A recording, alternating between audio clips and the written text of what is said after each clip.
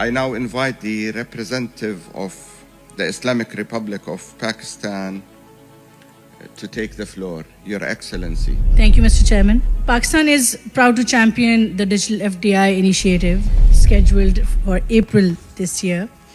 It is a key example of the role that DCO is playing and can play to foster investment and business development across DCO countries and also beyond. The Digital FDI Initiative, which is being championed by Pakistan jointly with DCO and the World Economic Forum, is going to be piloted in Pakistan and is seen to be a yearly event thereon.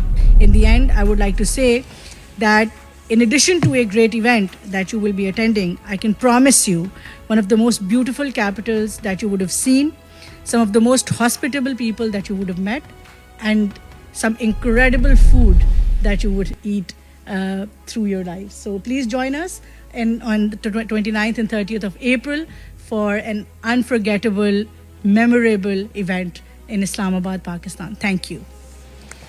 Thank you, Your Excellency, for this kind invitation and for all your words. I am equally pleased to announce that the Islamic Republic of Pakistan will succeed Kuwait as a president in 2026.